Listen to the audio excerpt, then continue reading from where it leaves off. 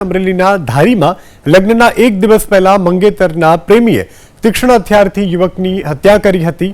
તો આ ચકચારી ઘટનાને લઈ અને પ્રેમ પ્રકરણમાં યુવકની હત્યા કરનાર શોએબ સમા અને શોયાબી ઝાંખરાને પોલીસે ઝડપી પાડ્યા છે।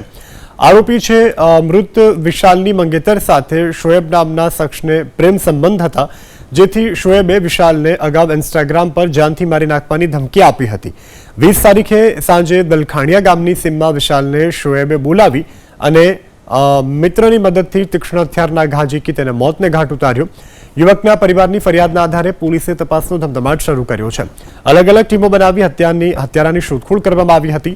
પોલીસે ગણતરીની કલાકોમાં શોએબ સમા અને શોએબ ઝાખરા એમ બંને આરોપીને દબોચી લીધા છે અને કાયદેસરની કાર્યવાહી હાથ ધરી છે। ઇબ્રાહિમ સમા ખડાદાર ખાબા તાલુકાના તથા સાવરકુંડલા તાલુકાના બગોયા ગામના શોએબ બાઉભાઈ ઝાખરા આ બંને દ્વારા 20 તારીખના રોજ મીઠાપુર ગામની બહાર સીમમાં કોઈ પણ રીતે વિશાલભાઈને બહાર બોલાવી ત્યારબાદ છરી અને લોખંડ સ્ટીલની પાઇપના હથિયાર વડે ખૂબ જ મોઢાના ભાગે, આગળના ભાગે તથા પીઠના ભાગે મરણતુલ માર મારેલ, જેના કારણે તેનું મૃત્યુ થયું હોય તેવું તપાસ દરમિયાન સામે આવતા બંને આરોપીઓને હાલમાં અટક કરવામાં આવેલ છે।